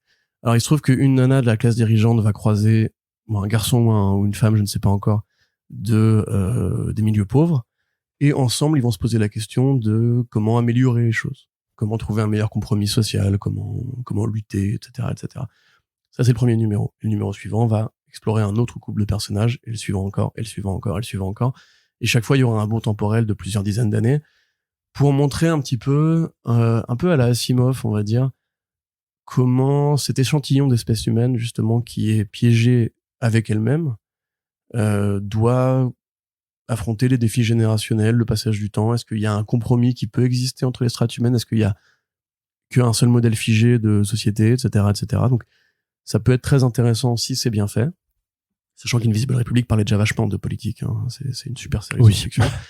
Voilà. Je vous conseille de la lire d'ailleurs si c'est encore dispo chez iComics, et si c'est pas le cas, n'hésitez pas à essayer de vous tourner vers la VO. Mais ou vers l'occasion. Ou vers l'occasion, oui. Je pense pas que ce soit dispo en librairie vu la diff de iComics, mais essayez, on sait jamais. C'est surtout que c'est sorti il y a 5 ans, donc. Lisez, trouvez une solution, mais lisez, c'était vraiment bien. Et voilà, effectivement, c'est Danny Leckert qui fait les dessins. Bon, c'est un peu moins bien parce que c'est pas un super dessinateur. Mais c'est pas grave, le concept est bon. Bechko, c'est une bonne scénariste. Ça fait un moment qu'elle avait pas créé un nouveau projet. Donc avec plaisir, c'est Boom qui met ça en avant, donc on peut leur faire confiance parce qu'ils ont quand même une ligne qui est un peu sélective. Tout n'est pas extraordinaire, mais ils sont quand même un peu sélectifs. Ils font de l'écrémage, ils ne laissent pas entrer n'importe qui. Donc ouais, carrément. Et puis vous verrez si ça vous plaît quand ça sortira. Yes, merci Corentin. Du côté de la VO toujours, mais dans le mainstream maintenant, on fait un petit point chez Marvel. Nouvelle importante, l'éditeur Trom Brevoort va s'occuper des X-Men. Trom Brevoort. A priori d'ici l'année prochaine. C'est pas le cas tout de suite, mais il a annoncé qu'il serait le nouveau éditeur de groupe des Mutants. Très certainement après la fin de la période Krakoa qui est en train de s'achever en ce moment avec Fall of X. Donc on sait pas encore exactement quel moment ce sera faire quoi. Ils ont annoncé là, tu sais, pour Wolverine Sabretooth, le faux crossover corrélé dans la série Wolverine. Le synopsis te dit clairement Krakoa est en train de s'effondrer et Sabretooth profite du chaos pour aller attaquer Wolverine, donc c'est quasiment... même de toute façon, même en temps réel, à partir du moment où si t'as lu le one-shot Hellfire Gala de cette année, qui amorce Fall of X, tu comprends bien que tout ça ne pourra que mal finir. Mais on ne sait pas encore exactement quand, parce que pour l'instant, Jordan D. White, qui s'occupe des X-Men, a encore des plans sur quelques mois, mais et pourquoi c'est important? Parce que Tom Brevoort, c'est littéralement peut-être l'éditeur en place depuis le plus longtemps chez Marvel, parce que ça fait 25 ans qu'il y officie. Il a commencé comme stagiaire et il a fait grimper les galons petit à petit pour devenir finalement c'est un vice-président de la production chez eux. C'est une des 3 têtes pensantes du groupe, l'éditorial. Ouais. Et notamment à qui on doit beaucoup de choses sur tous les Avengers, avec notamment tout ce qu'a fait Bendis dessus, de Avengers Disassembled à Secret Invasion, Civil Wars, les New Avengers, Secret Wars jusqu'à Secret Wars en 2015. Oui. C'est énormément d'events et de comics importants pour la maison des idées. Oui. Enfin, c'était on le doit aussi à Joe Q. Enfin, il était pas tout seul, tu vois. Non, mais je dis pas. La meilleure période à l'époque des années 2000-2010. Je dis pas qu'il l'a fait tout seul, mais je dis juste qu'il a été l'éditeur en charge de superviser les Avengers de Aaron, c'était aussi lui, techniquement. Donc. Oui, c'est vrai. C'est vrai. Mais bon. Non, mais je sais bien. Je veux pas juste que, tu vois, il y a eu Alonso, il y a eu Quesada, il y a eu Bendis lui-même. Il y a eu des périodes plus simples pour Marvel avant que Disney n'apparaisse.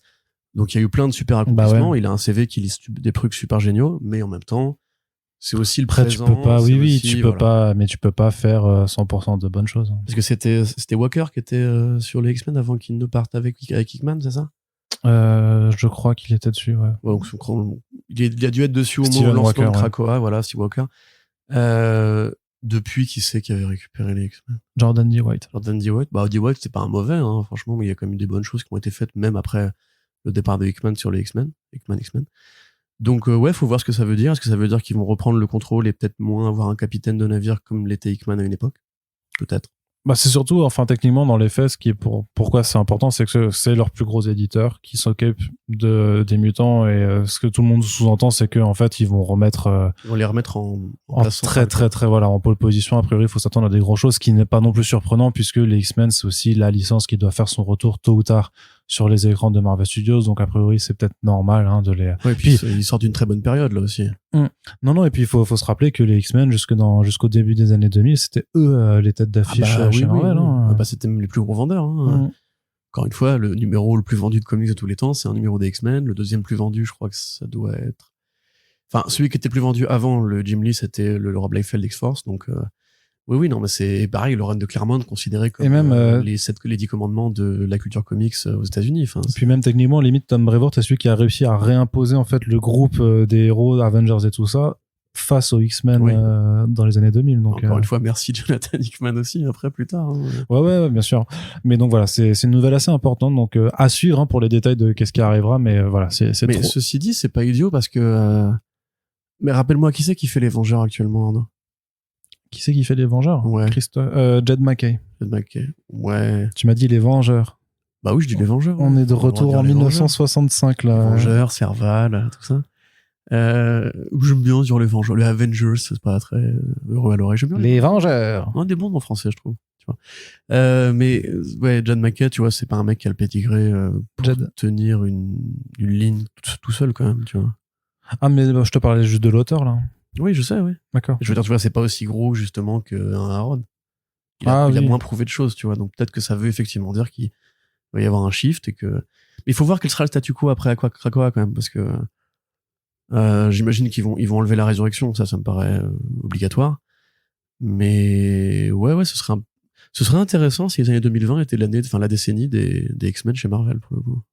Bah moi je trouve que depuis 2019, enfin ouais, ça fait déjà depuis 4 ans en fait que les X-Men pour moi étaient vachement importants par rapport à, même s'ils évoluaient un peu en vase clos, il y avait quand même beaucoup de titres, beaucoup d'événements autocontenus, mais c'était quand même, j'ai l'impression que t'avais quand même du coup un gros pôle X-Men qui existait quand même. Ouais, ça a révélé des talents, je veux dire. C'était Tiny Howard qui travaillait sur Excalibur. Oui. Ça, c'était vachement bien. Les Marauders aussi qui étaient mortels. Enfin, il y a quand même pas mal de bons projets. Hein. Même jusqu'à aujourd'hui. Je veux dire, là, on parlait tout à l'heure d'X-Flags et XF, Wolverine. C'est un truc qui a 1 an, j'imagine. Ouais. 1 an ou 2. Bah, tu le lis, franchement, tu te dis, ouais, c'est ambitieux. Il y a une envie de faire un truc massue, quoi. Ouais. Thanos par Christopher Cantwell, t'es chaud ou pas? Bah, je suis chaud parce que Cantwell, et que le fait qu'il travaille en major lui permet d'avoir un revenu qui pourra plus tard financer une création indé. Maintenant, on va pas se mentir, le Cantwell en major est moins bon que le Cantwell en indé. C'est comme ça, hein, c'est régulièrement le cas. Là, l'avantage, c'est que c'est un petit projet en 4 numéros qui ne va pas, a priori, avoir de gros impacts sur la continuité principale. C'est Thanos, d'abord, c'est les Illuminati, ou plutôt une version des Illuminati avec Emma Frost et Blue Marvel qui sont venus se greffer au groupe. Donc, on se rappelle, les Illuminati, c'est ce grand conseil qui représente les différentes factions terrestres. En théorie, donc Namor pour les Atlantéens, Doctor Strange pour les mondes de la magie, Black Panther pour le Wakanda, Tony Stark ou Red Richards, ou même Tony Stark et Red Richards pour les Vengeurs et les Fantastic Four, et Charles Xavier pour les X-Men. Je crois que j'ai rien oublié, Arnaud. Voilà. Bah là, en fait, c'est une version avec Black Panther, avec Tony et avec donc Blue Marvel, Emma Frost et Namor. Ou Strange, je sais plus, enfin bref, peu importe. Qui vont planquer un artefact qui est utile à Thanos pour quelque chose. Et donc Thanos revient, il est pas content, et il va aller péter la gueule de nos amis Illuminati pour récupérer son machin. Alors Cantwell, qui toujours met un peu de lui-même, c'est un peu comme Warren Johnson. Hein. Cantwell, il arrive pas à écrire des histoires avec des héros qui sont totalement sains d'esprit, ou qui ne souffrent pas de dépression, de problèmes de colère, ou de problèmes de solitude, ou de PTSD et compagnie. C'est déjà le cas. En fait, c'est souvent des héros qui sont à la recherche de sens. Quand il prend Iron Man, déjà directement, tu vois que le mec ne sait pas qui il est, et qu'en fait, c'est juste une coquille vide, et qu'il va essayer de trouver à quoi il sert, quel va être son grand rôle, etc. dans sa série. Quand il prend Doctor Doom, c'est pareil, il va le couper de la Latverie, il va le couper de tout ce qu'il a fait par le passé pour essayer de trouver du sens, même par rapport à Doom, par rapport à sa mère, par rapport aux enfers, par rapport à son rôle de magicien, par rapport à tout ça. Namor, c'était un peu différent, parce que Namor avait déjà trouvé du sens, c'était le nouveau roi de ce monde post-apocalyptique. Mais là, effectivement, ce qu'il va mettre dans Thanos, ce qu'il explique, qui est pas précisé dans le synopsis, mais c'est que Thanos, c'est un solitaire. C'est un mec qui se sent très seul. Et en fait, ce que les Illuminati ont planqué, c'est le truc qui lui servirait à communiquer avec le seul être qui fait que le monde a du sens de son point de vue, ce qui signifie La mort. la mort. Voilà, une belle jeune femme brune avec un visage gris qui ne parle pas. Super passage de la série de Nick Cage d'ailleurs, quand la mort vient assister au combat des deux Thanos et qu'elle est toute souriante et toute guillerette, et très bel hommage à la mort de Sandman d'ailleurs, parce que c'était un peu le même colorimétrie et tout. Donc a priori c'est ça, a priori c'est en fait Thanos est malheureux, Thanos a besoin de l'amour de la mort pour exister, et quand on lui retire un peu le smartphone qui lui permet de communiquer avec sa gonzesse qui est très loin, bah il est pas content. Donc ça peut être une lecture très originale et très intéressante de Thanos. Maintenant, c'est vrai que c'est un projet qui tombe un peu de nulle part parce que il a pas. Moi, j'ai du retard sur Marvel. Vous avez dû le comprendre à coup de podcast, mais j'ai un peu de mal à rentrer dans ce qu'ils font en ce moment. J'aime bien Jed McKay, donc je vais peut-être essayer de lire ses Avengers, mais je crois pas que ça ait un lien avec ce qui sort en ce moment. J'ai un peu perdu la route de Thanos depuis un petit moment déjà. Donc, a priori, ce sera une mini-série d'auteurs, comme on dit. Donc, te dire, je vois pas trop qu'est-ce que ça vient foutre là, en fait. Moi, la dernière fois que j'avais suivi Thanos, c'était devenu le roi des éternels. C'est il y a longtemps, hein, j'en ai bien conscience, mais il y avait pas forcément ce rapport à la mort qui avait été recréé. Les Illuminati, même eux, ils servent plus à grand chose. Surtout que c'est une version très particulière des Illuminati, donc. Ouais, voilà. Donc, je sais pas, 4 numéros. C'est qui l'artiste déjà? Je peux te retrouver voilà, ça. merci. Mais donc voilà, je pense que c'est juste peut-être Cantwell qui a dû dire à Brevoort ou à je sais pas qui, peut-être que j'aurais une idée pour Thanos, moi vas-y banco on fait ça. Peut-être pour tuer le temps, attendre un plus gros projet, parce que Cantwell continue chez Marvel, il est bien, il est apprécié. J'ai l'impression que eux le voient un peu comme leur Ramvé. D'ailleurs c'est peut-être pas un hasard si comme Andromeda et Namor, Conquered Shores sont sortis à très peu de temps d'intervalle. Et effectivement, ils ont le même profil. C'est deux scénaristes vedettes qui sont prolifiques, créatifs et reconnus en indé, et qui sont sélectionnés pour des prix en indé et qui continuent à alimenter la machine mainstream. Moi, je me dis, voilà, c'est peut-être un petit peu comme ça que Marvel s'en sort, c'est en gardant justement des Halloween, des Cantwell, des McKay, c'est pas le même profil à mon sens, mais bon, c'est déjà bien, hein, tu me diras. Et que du coup, voilà, ils le font travailler tant que le mec a de la hype, en attendant qu'il chope un Eisner Award, parce que c'est logique, il va finir par devenir une rosta, on le sait tous. Donc voilà, j'attendrai avec plusieurs projets comme les autres. Très bien, merci beaucoup Corentin. Et on va terminer. C'est Luca Pizzari, qui s'appelle. Un artiste italien qui a pas fait énormément de choses pour le moment, mais voilà, qui est en train de forger sa carrière petit à petit. Et on termine avec, peut-être, c'est pas une grande nouvelle parce que le projet est pas incroyable, mais quand même, c'est Jason Aaron qui revient chez DC Comics pour faire du Batman. Donc, ça s'appelle Batman Off-World, c'est illustré par Doug Mahnke, qui nous avait fait un chouette Swamp Thing Green Hell avec Jeff Lemire par le passé. Batman qui part dans l'espace en solo. A priori, c'est la première fois c'est la première fois depuis je sais plus combien d'années en fait que tu le revois en solo dans l'espace dans ce contexte-là. C'est important le projet, enfin moi très honnêtement je trouve pas que le projet a l'air ouf, mais je me dis si Jason Aaron revient chez DC, enfin c'est aussi parce qu'il peut peut-être faire du DC Black Label après, ce genre de choses là, et voilà, tout le monde espère aussi qu'il revienne en indé, qui poursuive des choses en indé. S'il peut ramener RM Guerra avec lui. Ouais, par exemple. Voilà, par exemple. Mais c'est quand même plutôt, enfin, c'est quand même relativement... c'est un gros mercato. C'est comme quand Bendis est parti de Marvel chez DC. C'est des grands scénaristes. Ils ont fait... Après, c'est pas pour de l'exclu, hein. Là, il le fait vraiment. C'est pour de l'exclu, bah, encore heureux.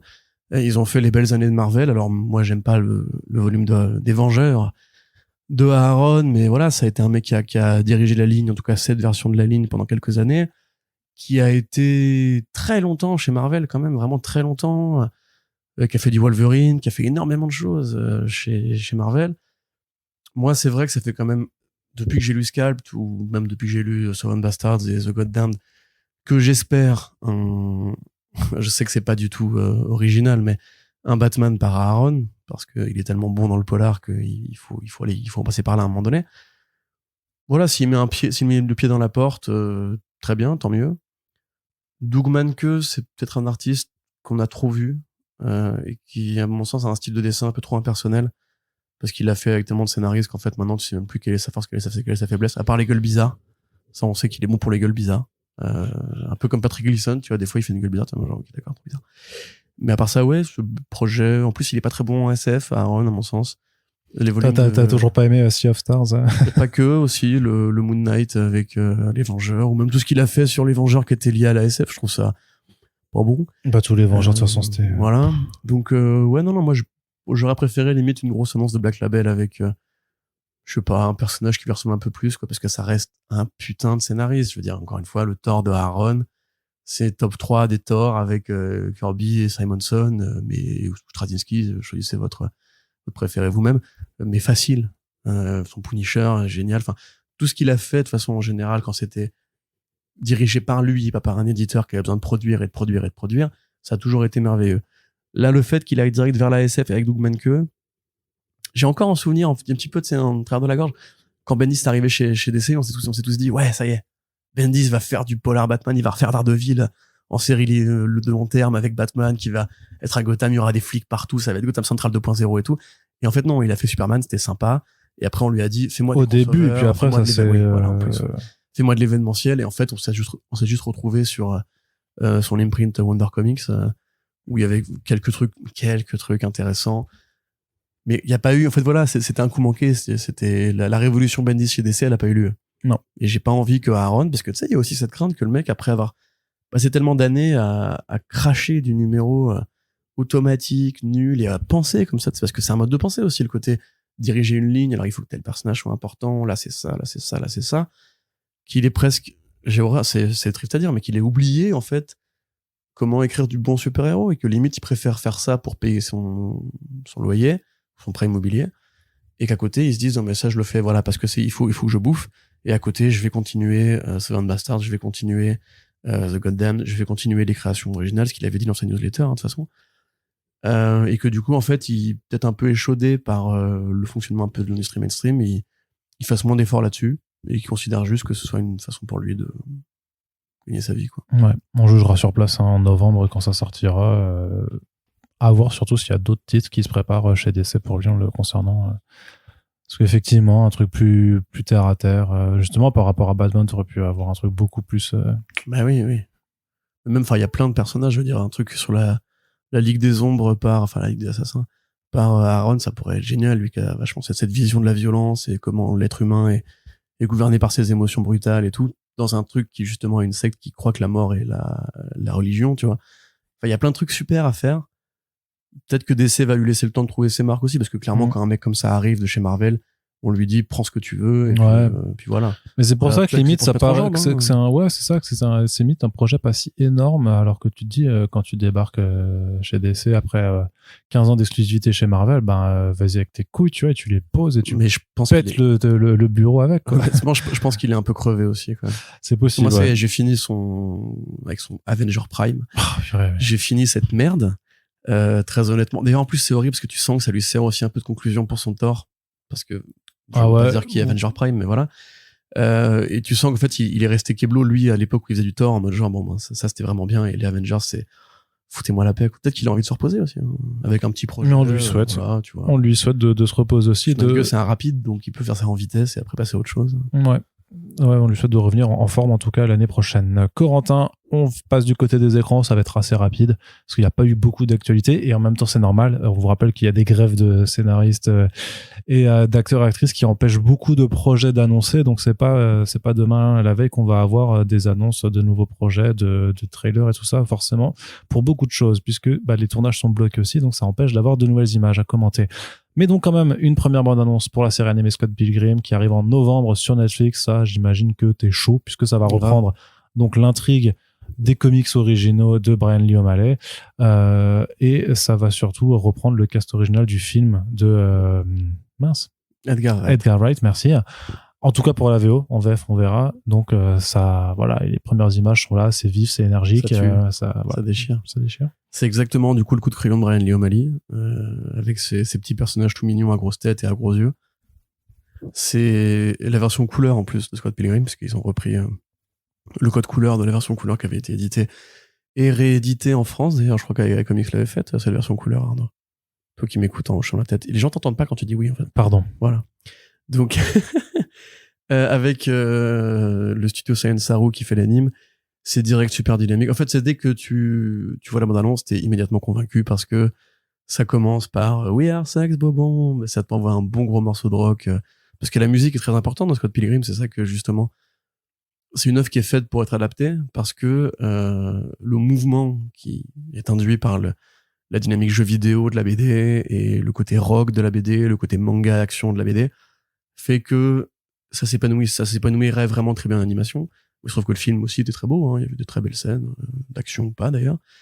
Avec Michael Cera qui reprend son rôle, avec Mary-Elizabeth Winstead qui retrouve le rôle de Ramona Flowers, la plus belle nana de tous les temps. Voilà. Avec Chris Evans qui revient aussi pour jouer cet acteur hollywoodien qui est une parodie de tous les One Hit Wonder de Hollywood.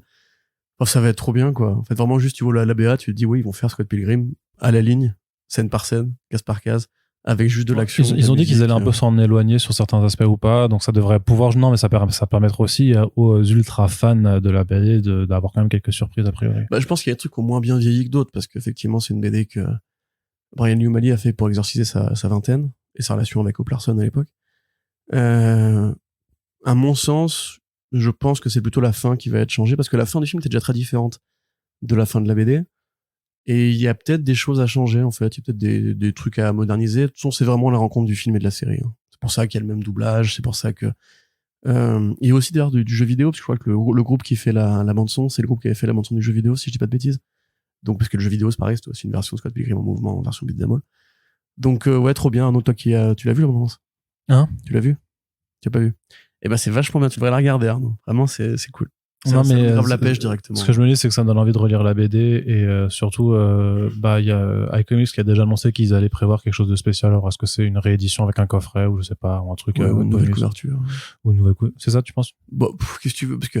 Oui, il y a pas non plus 2000, surtout il faut quand même pas refaire je vois mal. Après, s'il est proche de l'édition française, refaire un numéro spécial de Scott Pilgrim juste pour ça, quoi. Ah non, je pense que c'est plus de l'objet de la collection, du collector, ou effectivement, peut-être d'une nouvelle, mais après vu qu'ils ont réédité déjà leur Perfect Edition, je pense pas que c'était il y a pas si longtemps que ça non plus, donc je pense pas qu'ils fassent une réédition de quelque chose. Mais après ça impliquerait que Brian Lee O'Malley devrait travailler, et on sait qu'il a horreur de ça, donc.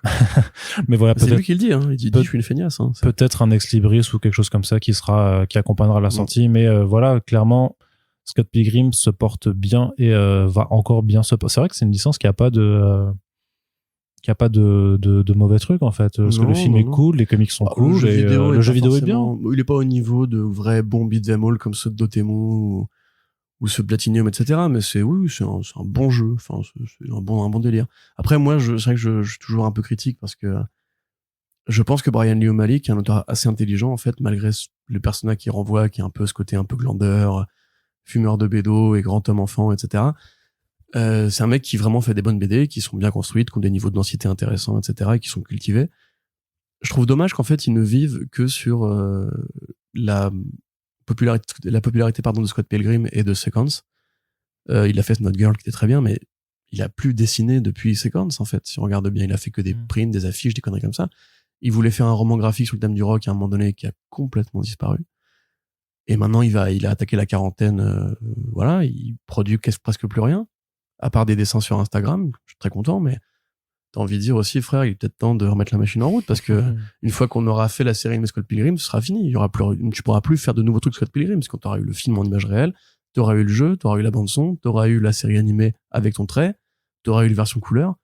Qu'est-ce que tu fais derrière? Tu vas pas attendre avec tes royalties jusqu'à ta retraite, enfin si. Un nouveau volume. Un nouveau volume de Scott Pilgrim. Oui, voilà, une nouvelle histoire. Mais il a fait une BD sur la vingtaine, c'est Scott Pilgrim.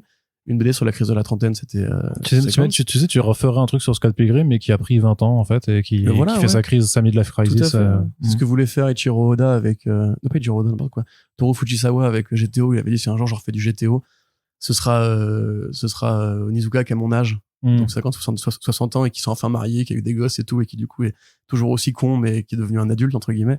Bah ça, tu vois, je serais carrément curieux, quoi. Ouais. Tu verrais Scott avec Ramona, il sera devenu daron, et voilà. Enfin, ce serait intéressant à mon avis. Ouais.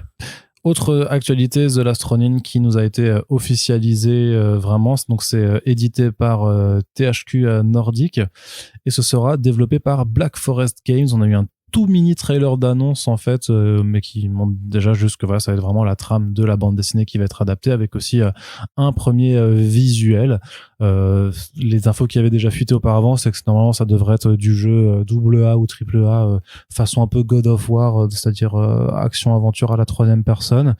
Maintenant c'est bon, la machine est en route, va falloir se montrer très patient avant d'en avoir de nouvelles images et surtout avant que ça sorte, mais c'est plutôt cool de voir une BD somme toute assez récente prendre déjà le chemin du jeu vidéo à grosse échelle quand même. C'est God of War version Version version monde ouvert. 2018, enfin, ouais, version zone ouverte, on va dire.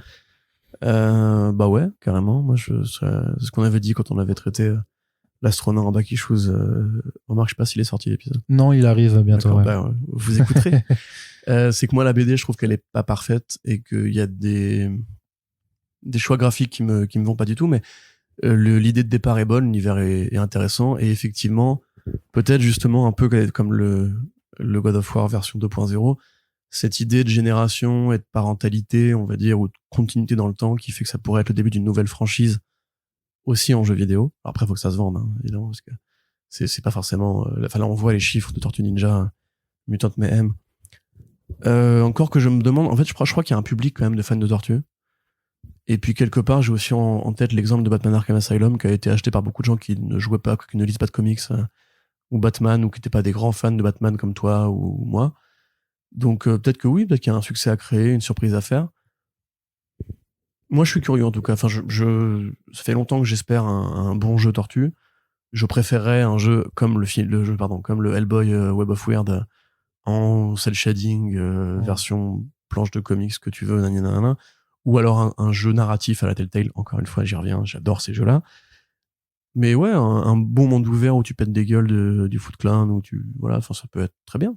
Ouais, tu sais, façon Arkham City, en fait. Oui, c'est ça. Je pense que de toute façon, c'est un peu le jeu qui a défini beaucoup de...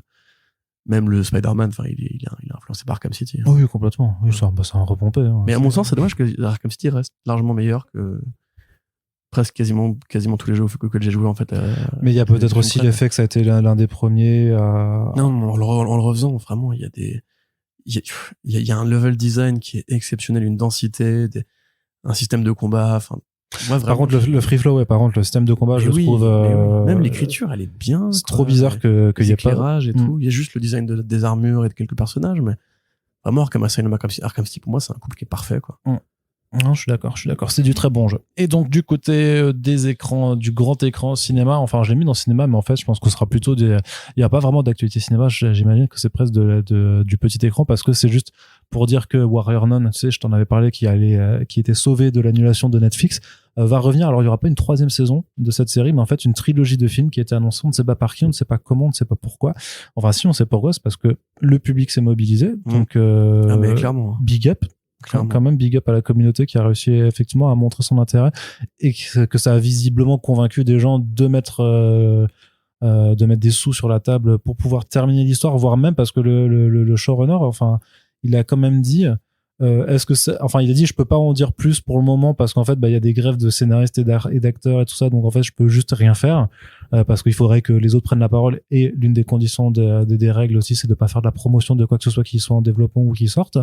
Mais il a dit est-ce que cette trilogie ce serait aussi de façon à développer l'univers et à faire d'autres trucs sur certains des personnages? Oui.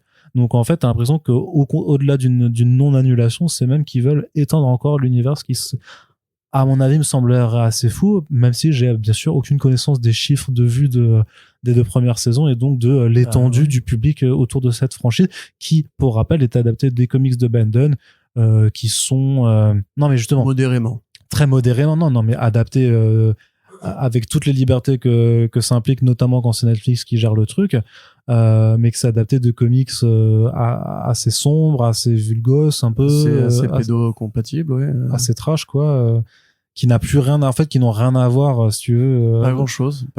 D'ailleurs, c'est marrant de voir ce qui existe, parce que putain, moi c'est comme Lucifer, tu vois, c'est un peu ça, ouais. Mais enfin, c'est même pire que ça, c'est que quand il y avait le trailer de la série de Refn, Macadam Cowboy, ou je sais pas quoi, non pas Macadam, c'est un film, Copenhagen Cowboy, enfin c'est une série que Refn avait réalisée sur une nana qui fait du kung-fu à Copenhague.